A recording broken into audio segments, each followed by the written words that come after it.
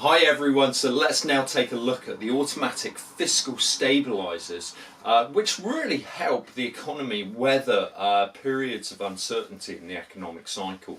Okay, you'll remember our economic cycle model where we've got GDP on our vertical axis and we've got time along our horizontal. We've got the trend rate of growth for the economy depicted in the red line here, and then the actual cycle that is actually taking place highlighted in blue.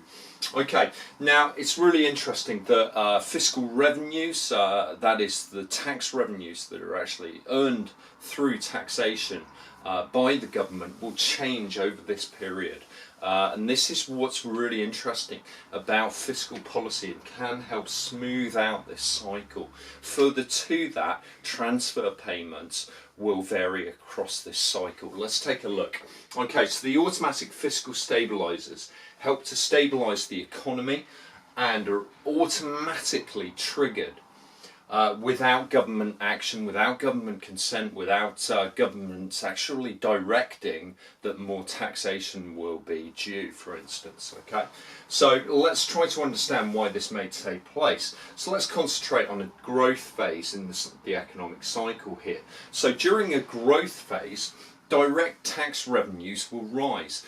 So these are taxes, of course, on incomes, or alternatively on company profits. So if firms are more profitable, corporation tax takes will be greater during a boom or growth period.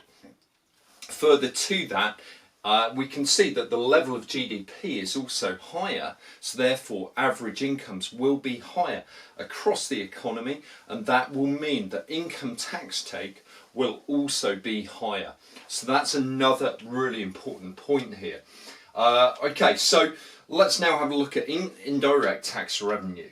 Well, this will also rise, and one of the key reasons for this is because of the nature of indirect tax revenue. Well, it's taxation placed on goods and services. So that taxation that is placed on goods and services, as more goods and services are consumed, the tax revenue earned through, for instance, VAT will increase because of higher levels of consumption.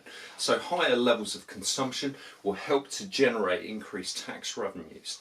Now, it's frequently argued that governments should try to run a budget surplus during growth periods on the economic cycle, and you can see from these two reasons that tax revenues are likely to be higher during a growth phase.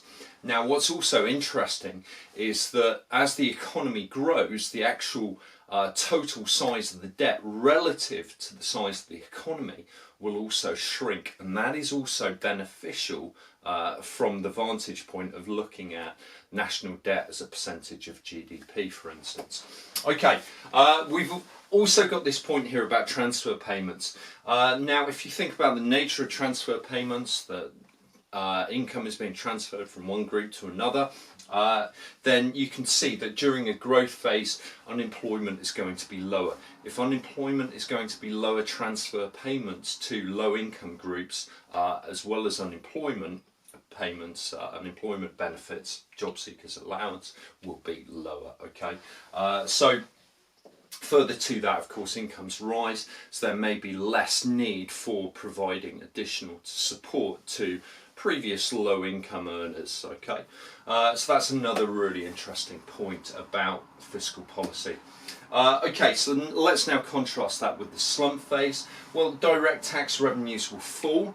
Why is this? Well, it's because during a sort of recessionary phase here, or a slump down here, you can see that employment is likely to be very low in contrast to a growth or boom period. So as unemployment increases, it means that the government will take less income tax because fewer people are in work. Further to that, corporation tax take is likely to be lower because most firms will be less profitable in such periods. Okay, then we've got the fact that indirect tax revenues will fall, and this of course is directly related to the level of consumption. So if consumption decreases, income from value added tax will also decrease.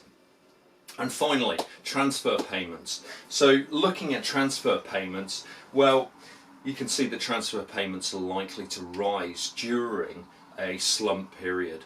Okay, so this is the automatic fiscal stabiliser. Very, very useful in understanding this and providing analysis in your essays and providing a rationale as to whether the government actually needs to intervene with different types of fiscal policy during different stages of the economic cycle. Okay, now we will be looking at some policies that can be used to really combat slumps or recessionary periods, and that will look at expansionary fiscal policy here, where fiscal policy is used to try and expand the economy, and we'll also look at other times when contractionary monetary policy contractionary fiscal policy, may be used in order to actually dampen demand in the economy. Okay, right, that's it for this lesson though, guys. Thanks a lot.